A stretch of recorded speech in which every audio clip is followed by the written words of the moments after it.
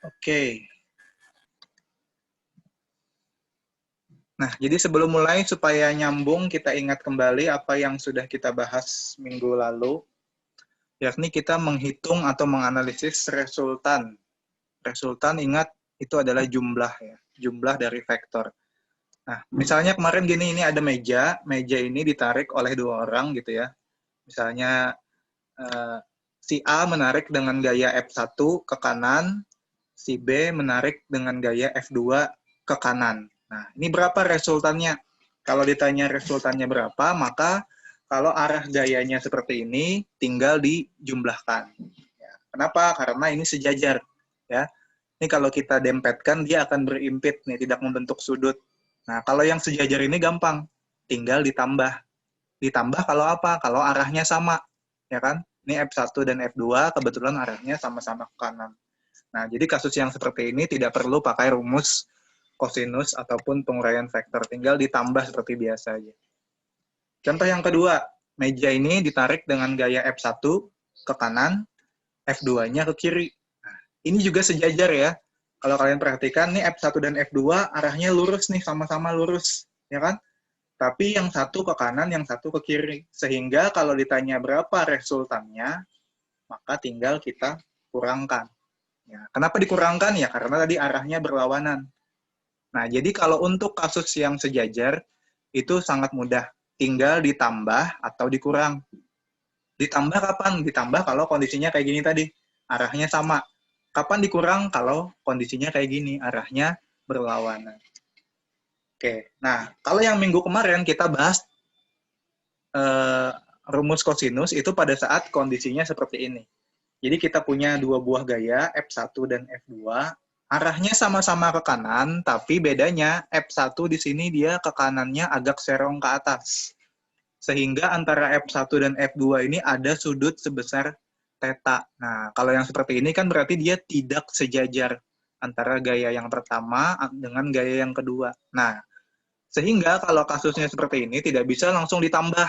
Kenapa? Karena ada sudut. Ya, jadi nggak bisa langsung F1 tambah F2. Seperti apa menyelesaikannya? Yang pakai rumus kosinus minggu kemarin. Ya kan? Nah, jadi kondisi seperti inilah gimana kita harus menggunakan rumus kosinus untuk mencari resultan atau jumlah vektornya.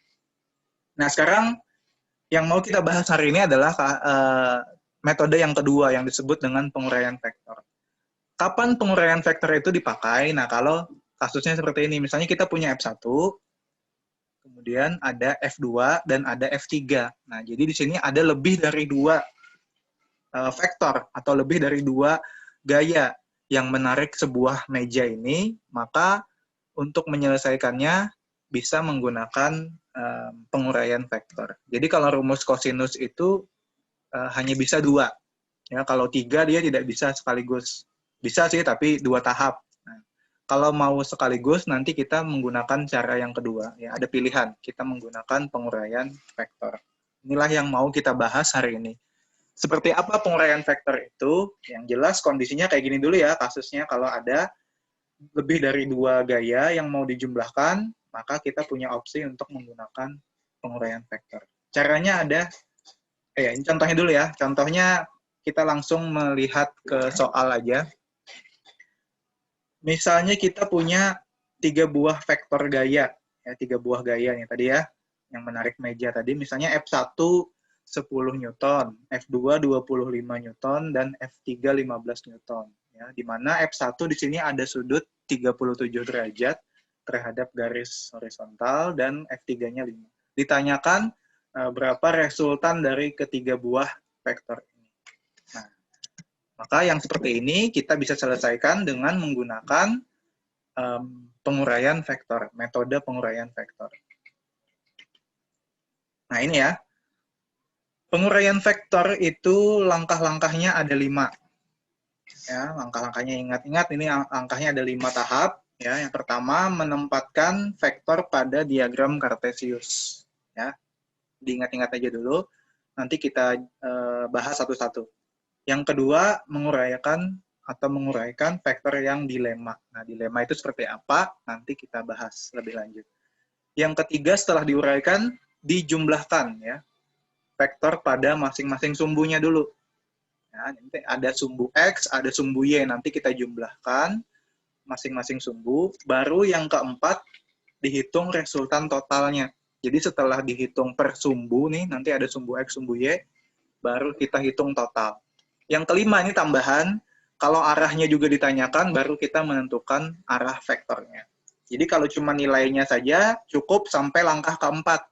Kalau arahnya juga ditanyakan, baru kita masuk ke langkah yang kelima. Oke? Sampai sini dulu suaranya masih jelas? Gambarnya muncul? Jelas, Pak. Ya, gambarnya ada ya? Betul. Oke. Kita lanjutkan dulu. Sekarang kita masuk ke pembahasan intinya. Rumus kosinus tadi ya.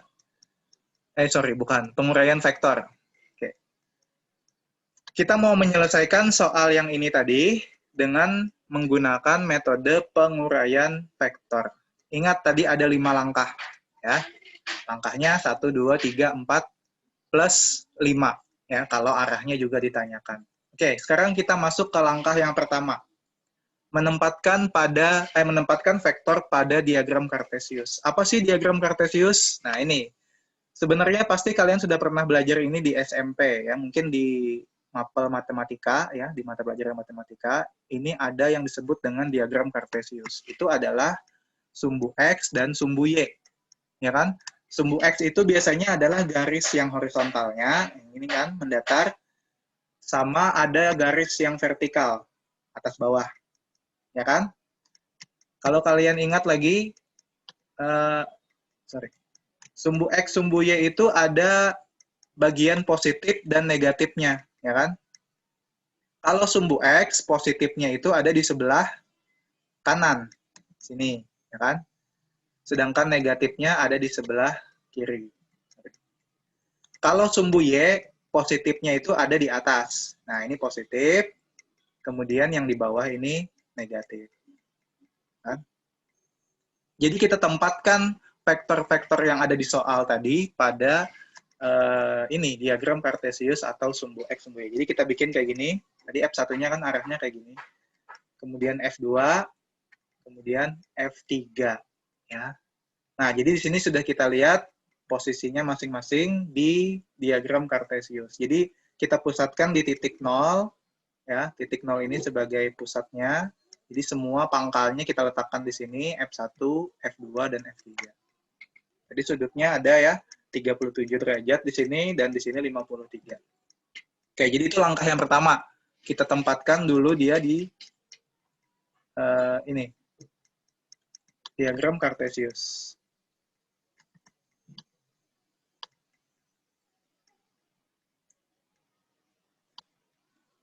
Sekarang kita masuk ke langkah yang berikutnya lagi. Langkah yang selanjutnya itu adalah menguraikan vektor pada masing-masing sumbu. Menguraikan vektor yang dilema. Apa maksudnya vektor yang dilema? Itu gini. Gini ceritanya ya. Jadi, mana nih? Nah, ini F1 tadi, F2, dan F3. Sekarang Bapak tanya dulu, kalau F2 ini letaknya di mana dia? Sumbu X atau sumbu Y? Hamli mungkin, coba. Rezeki Hamli. Aktifkan mikrofonnya. Ya, menurut kamu F2 ini dia letaknya di sumbu X atau sumbu Y? Sumbu Y. Sumbu Y. Oke. Karena dia ada di arah ke bawah gitu ya. Ya. Ini positif atau negatif sumbu Y-nya, Hamli? Negatif. Negatif. Oke, betul ya. Ingat-ingat kalau sumbu Y itu yang ke atas positif, yang ke bawah negatif. Oke, jadi F2 ini clear ya, bahwa F2 ini letaknya ada di sumbu Y, tepatnya sumbu Y negatif. Sekarang kalau F1, F1 ini di sumbu apa? Oh, Y. X, Pak. X. X atau Y? X, Pak. X. Ya. Kalau F3? X atau Y? X atau Y aja, Pak. Ya. Jadi Kayaknya kalau X, Pak. F1 ya, F1 dan F3 inilah yang kita sebut atau kita istilahkan dengan vektor yang dilema tadi. Kenapa dilema? Karena dia ini di antara dua pilihan nih. Ya, dia tidak betul-betul di X, tapi juga tidak betul-betul di Y, ya. Sehingga dipilih istilah dia dilema nih di antara dua. Ya kan nih, seandainya F1 ini ada di X, maka dia akan lurus aja ke kanan, ya kan? Iya. Nah, tapi dia kan agak serong ke atas, sehingga dia sebagiannya juga ada di Y nanti di sini. Dia nggak full di X. Begitu juga dengan F3. F3 ini juga tidak full di X. Nah, seharusnya kalau full dia lurus aja ke kiri gini kan, tapi dia juga agak serong ke atas ya, jadi dia juga ke atas sebagian. Nah, inilah yang disebut dengan vektor yang dilema yang harus diuraikan dulu. Jadi yang kita uraikan di sini nanti adalah F1 dan F3. Kalau F2 nggak usah, karena dia sudah berada di sumbu Y secara penuh. Ya. Kalau F1 dan F3 ini masih antara lah gitu ya, antara X dan Y. Oke, bagaimana cara menguraikannya? Ini langkah yang kedua kan, menguraikan vektor yang dilema. Oke, kita uraikan pertama adalah dengan kita bikin dulu garis putus-putus. Misalnya F1 dulu ya. F1 ini kita tarik garis putus-putus ke arah sumbu X dulu. Ya, kita uraikannya ke sumbu X dulu. Nah, garisnya ini harus tegak lurus ya. Jadi harus membentuk sudut siku-siku di sini. Nanti kalian menjawabnya juga pakai gambar. Nah, nanti kita siku-sikukan di sini. Setelah di garis, maka dapat titik di sini. Nah, ini kan ada titik ya, ketemu titik. Kita tarik garis dari 0, ini kan nolnya, ya, nolnya di sini. Kita tarik garis dari 0 sampai ke garis putus-putus ini. Hasilnya adalah ini nanti. Sorry, hasilnya F1X namanya. Ini ya, yang warna pink ini. Apa itu F1X? F1X itu adalah bagian dari si F1 ini yang ada di sumbu X.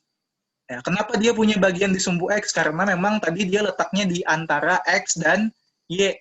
Sehingga sebagian dari F1 ini ada di X. Namanya F1X. Oke, paham? Sekarang yang kedua, masih F1 ya, masih F1. Tapi kali ini kita uraikannya dia ke sumbu Y. Caranya seperti apa? Caranya sama. Kita bikin dulu garis putus-putus, nih ya. Putus-putusnya harus tegak lurus juga. Nih, tegak lurus di sini, siku-siku ya. Terhadap sumbu Y. Setelah itu, baru kita tarik garis lagi dari 0 ya. Patokannya selalu titik 0 ini. Kita tarik garis ke atas sampai ke batas yang didapat dari garis putus-putus tadi. Hasilnya adalah ini. Nah, ini yang warna pink lagi ke atas. Ini adalah F1Y. Apa itu F1Y? F1Y artinya komponen atau bagian dari F1 yang ada di sumbu Y. Gitu ya. Kenapa dia ada di sumbu Y? Ya, karena tadi F1 ada di antara X dan Y. Jadi sebagian di X namanya F1X, sebagian lagi di Y. Oke, kayak gitu ya caranya ya. Dengan cara yang sama kita uraikan juga F3 ya, karena F3 juga letaknya di antara X dan Y. Jadi kita bikin garis putus-putus, kemudian tarik garis dari 0 dapat F3X, ya kan? Kemudian kita tarik, kita bikin lagi garis putus-putus ke sumbu Y-nya, tarik lagi garis dari 0, dapat lagi F3Y. Oke, jadi F1 setelah diuraikan menjadi F1X dan F1Y. F3 setelah diuraikan menjadi F3X dan F3Y. F2 gimana? Tidak perlu diuraikan. Kenapa? Karena dia posisinya sudah fix berada di sumbu Y. Jadi nggak usah diganggu lagi. Ya. Nah, itu langkah yang kedua. Ya. Sekarang kita masuk ke langkah yang ketiga. Belum. Belum dulu ya. Sebelum masuk ke langkah yang ketiga, kita harus cari dulu nilainya nih. Karena di soal tadi kan yang ada cuma F1 10, F2 25, ya kan? F3 15. F1X itu belum ada, belum tahu berapa nilainya. F1Y juga belum tahu berapa. F3X juga belum tahu, F3Y belum tahu. Jadi kita cari dulu. Ya. Gimana cara mencarinya? Gampang. Cara mencarinya nanti ketentuannya cuma 2. Nih, kita lagi-lagi kita memanfaatkan konsep trigonometri. Sama kayak yang di rumus kosinus kemarin. Tapi sekarang kita pakai 2. Ada cos, ada sin. Ya. Kapan kita pakai cos? Nih, cara gampangnya aja nih ya. Kalau menutup sudut, maka dikalinya dengan cos theta. Kalau membuka sudut, dikalinya dengan sin theta. Oke, mungkin kalian bingung. Apa itu Pak maksudnya menutup sudut, membuka sudut? Oke. Ini maksudnya ya. Bapak jelaskan. Misalnya F1 dulu ya, perhatikan F1. Nih, kita punya F1, mau mencari F1X. Nah, lihat posisinya dari F1 menuju ke F1X, sudutnya ada di sini ya. Kamu perhatikan sudutnya. Ini 37 ini sudutnya. Kita jalankan F1 ini menuju ke F1X. Nah itu menutup atau membuka? Coba. Hamli, atau siapa? Muhaimin, boleh. Itu menutup atau membuka? Nih, jalan kayak gini nih. Sudut 37-nya tertutup atau terbuka tuh? Gimana Hamli? Itu menutup, Pak. Menutup, ya. Ini ya, sudut 37-nya tertutup ya. Nih, gini kan? Ya, Pak. Oke. Nah, jadi kalau menutup sudut, dikalinya dengan apa tadi? Dengan cos. Iya. Nah, jadi kita tuliskan kayak gini. Kita tulis F1X sama dengan F1 dikali cos 37. Kenapa cos 37 ya ini? Di soal tadi sudutnya untuk F1 adalah 37. Jadi kita ikuti. Ya. Oke, paham sampai sini ya? Lanjut. Sekarang dari F1 kita mau mencari lagi F1Y. Ya, F1Y kan kita belum tahu juga nilainya berapa. Nah, jadi kita lihat dulu dia cos atau sin. Nah, perhatikan dari F1 menjadi F1Y, sudut 37-nya itu membuka atau menutup. Jalannya kayak gini dia. Membuka. Membuka. Oke, berarti kalau membuka dikalinya dengan Sin. sin. Ya. Nah, sehingga kita tuliskan kayak gini. Nih, lihat. F1Y sama dengan F1 dikali sin 37. Ya. Nih, jadi sin 37 nanti nilainya tinggal kita lihat di tabel. Oke. Yang jelas caranya kayak gitu dulu. Intinya kalau menutup sudut dikali dengan cos, kalau membuka sudut dikalinya dengan sin. Nah, dengan cara yang sama, F3 juga kayak gitu, ya dapatnya. F3 menuju ke F3X itu menutup sudut, sehingga dikalinya dengan cos. F3 menuju ke F3Y itu membuka sudut, dikalinya dengan sin. Tapi bedanya kalau F3 dikalinya dengan sin 37 dan cos 53 dan sin 53. Karena sudutnya untuk F3 ini 53 ya, bedakan. Jadi masing-masing nih, kalau F1 pakai sudut yang ini, kalau F3 pakai sudutnya sendiri, 53. Oke. Nah, sekarang kita juga belum dapat nilainya berapa. F1X itu berapa, Pak? F1 cos 37 itu berapa? Oke. Kalau mau menghitung nilainya, kita harus lihat tabel dulu. Atau bagi yang punya kalkulator juga silahkan pakai kalkulator. Kita mencari cos 37 itu berapa sih? Sin 37 itu berapa sih? Sehingga nanti tinggal kita kalikan. Misalnya F1-nya ini kan 10 tadi ya. Nih di soal 10. 10 dikali cos 37. Cos 37 itu berapa? Kita kalikan, nanti dapat hasilnya. Nah, ini tabelnya contohnya ya. Nih, contoh tabelnya kan kayak gini kemarin, yang minggu kemarin juga ada kita bahas ini. Nah, ada untuk 0 derajat, 30, 45, 60, ya kan? Nah, tambahannya adalah 37 dan 53. Nih, kalau 37 derajat, nilai sin-nya itu 0,6. 53 derajat, nilai sin-nya 0,8. Kalau cos itu kebalikannya, 37 derajatnya 0,8, 53 derajatnya 0,6. Jadi tinggal kita pakai nih. Ya, tabel ini tinggal kita pakai, kita masukkan ke hitungan kita yang tadi. Bentar. Nah, ini tadi ya.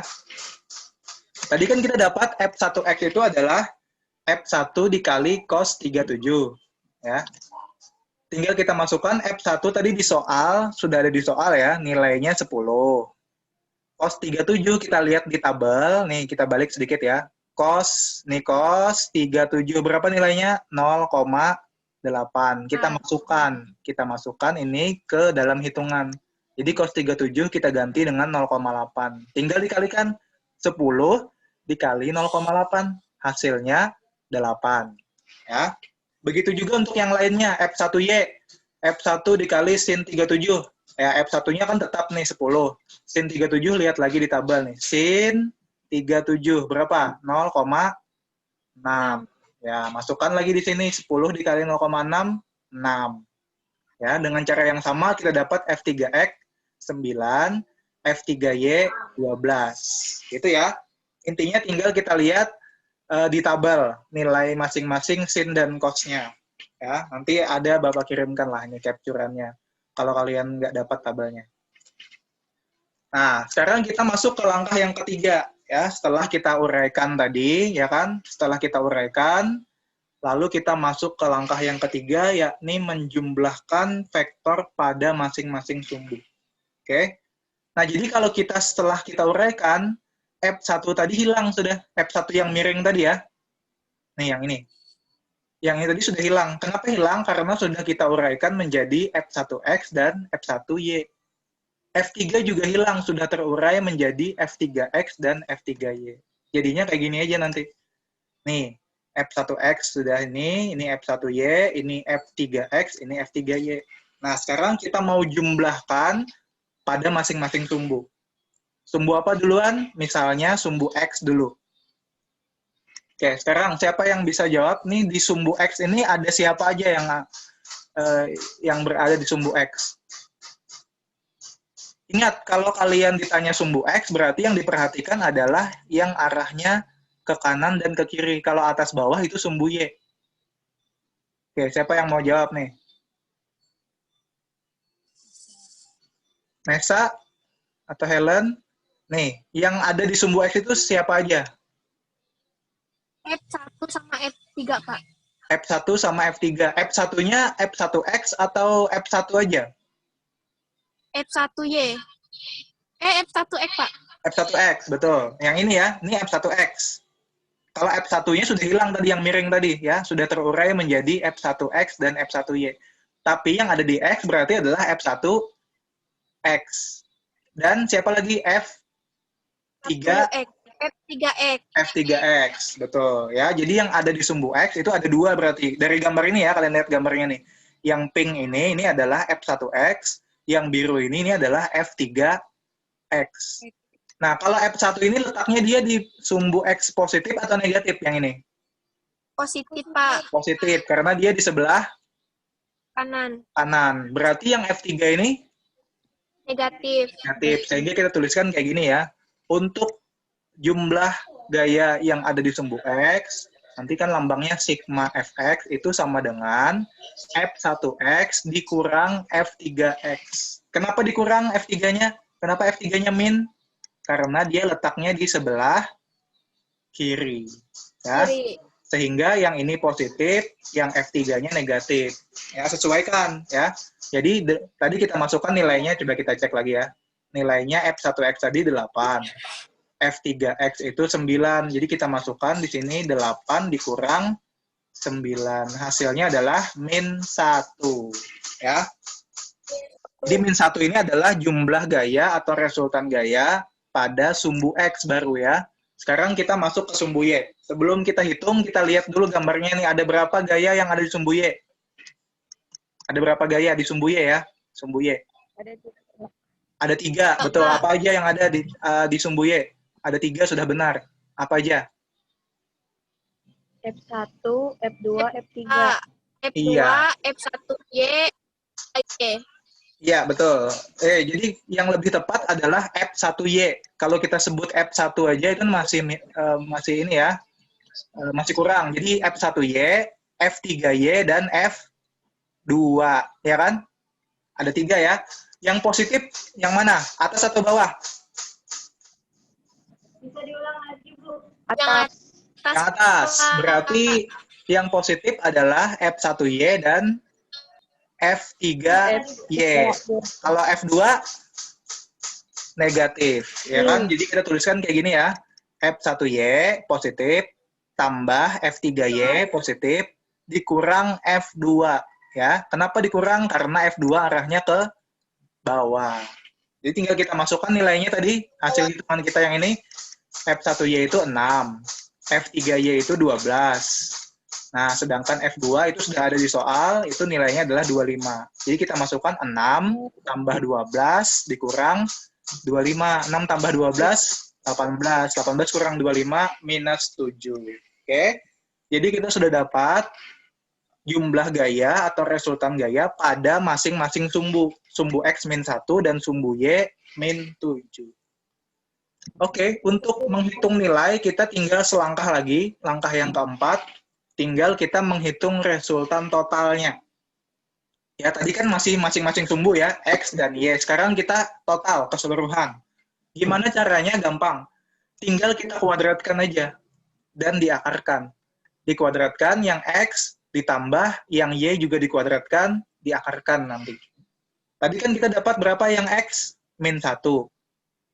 Yang Y berapa? Min 7. Kita masukkan ke sini. Jadi yang sigma Fx dipangkat 2 kan, berarti jadi min 1 pangkat 2. Sedangkan yang di sumbu Y dipangkat 2 kan, berarti min 7 pangkat 2. Min 1 pangkat 2 berapa? Min 1 pangkat 2 itu kan berarti min 1 kali min 1. Hasilnya 1. Iya, positif ya. Kalau min kali min Ya, Pak. hasilnya positif. Berarti 1. Ditambah min 7 kali min 7 berapa? 49, Pak. 49. Positif ya. Karena min kali min jadi Iya, Pak. positif. Oke, berarti kita tambahkan 1 ditambah 49. 50, ya, akar 50. Akarnya masih ada ya, akar 50. Berapa itu akar 50? Nggak usah dicari, nggak apa-apa. Kalau ada kalkulator boleh dicari akar 50, tapi kalau nggak ada cukup dituliskan akar 50 ini aja sudah benar jawabannya. Oke, jadi selesai kita menghitung resultan dari 3 buah vektor tadi, yang ini ya. Ini adalah hasilnya akar 50. Ini kita jumlahkan 3 buah gaya ini, hasilnya adalah akar 50. Baik, ini sudah selesai. Sampai di sini ada yang tanyakan dulu? Jadi ingat-ingat tadi caranya atau langkahnya ada 5 ini ya. Menempatkan vektor pada Kartesius, kemudian menguraikan vektor, kemudian menjumlahkan pada masing-masing sumbu, baru yang keempat menghitung resultan total. Yang kelima ini tambahan aja. Ya, silakan. Kalau ada yang Itu ada ditayangkan di channel YouTube, Pak. ya, nanti ada juga rekamannya ini di-upload lagi ya. Oke, Pak.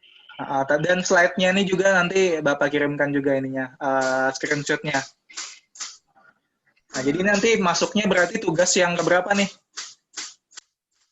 5 ya? Tugas yang kelima, Kak. Ya, tugas yang kelima berarti untuk nilai tengah semester akan Bapak ambil mulai dari tugas 1 sampai dengan tugas 5 yang ini nanti. Ini kan waktunya seminggu. Ya, berarti nanti sampai dengan Rabu depan, ya. Nanti Bapak kasih ini untuk yang ini satu soal aja nanti, satu soal aja, ya. Bapak, saya mau nanya. Ya, boleh. Siapa nih? Nesa, Ya, silakan, bisa. ini udah dapatkan 50-nya tuh, Pak. Yang mana? Itu yang tadi tuh, nah, Pak. Yang vektor Total. resultan, nah, Pak. Yang terakhir ya? Iya. Yang ini? Iya, Pak. 50-nya itu dari ini. Dari akar apa? Min 1 pangkat 2 itu kan 1 jawabannya, ya kan? Kemudian min 7 pangkat 2 itu adalah min 7 kali min 7 itu 49. Ya, jadi tinggal kita jumlahkan 1 ditambah 49. Jawabannya 50. Jadi dari situ ya. Kenapa? Itu lagi, Kak, Pak, yang di diagram Kartesius tuh. Kenapa? itu kayak dibikin lagi Kak, Pak, di diagram Oh, kartesiusnya tuh. gambarnya kah? Ya. Nggak usah gambarnya. Nilainya aja cukup. Makasih Bapak. Iya, Pak, sama-sama. Iya, boleh. yang anu tuh Pak, yang sin cos yang membuka sama yang menutup tuh Pak. Diulangi ya. Ya. Oke. Sin cos membuka menutup tadi gini maksudnya. Intinya tadi ya, kalau dia menutup sudut dikalinya dengan cos, kalau membuka dikalinya dengan sin. Itu maksudnya kayak gini. Misalnya F1 dulu ya. Ini F1, kita mau mencari F1X. F1X kan di bawah sini. Jadi kita bayangkan F1 ini jalan menuju ke F1X. Perhatikan sudut 37-nya.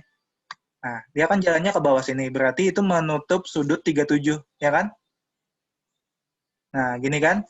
Nah, karena dia menutup, maka dikalinya dengan cos. Sebaliknya, kalau dia jalannya ke atas, ke F1Y, berarti sudut 37-nya itu membuka, ya kan? Bayangkan sudutnya ini ikut nih ya. Nih. Dia ke atas ini berarti membuka. Nah, sehingga dikalinya dengan sin. Gitu. Gimana? Bisa dipahami nggak? Oh, oke Pak. Iya. Paham. Sip. Makasih Pak. Sama-sama. Ada lagi yang bertanya?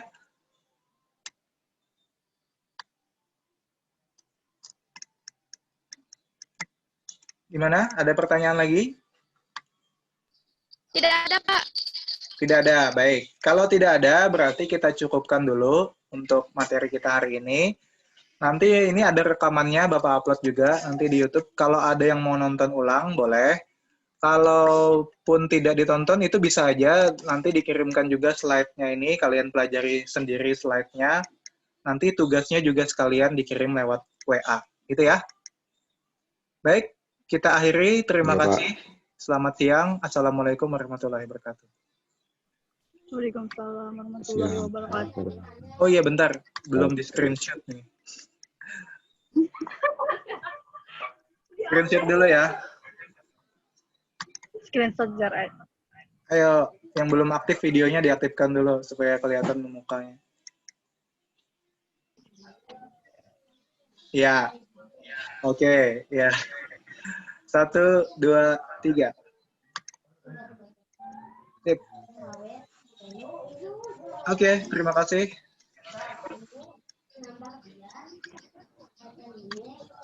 Ya, sudah. Dah.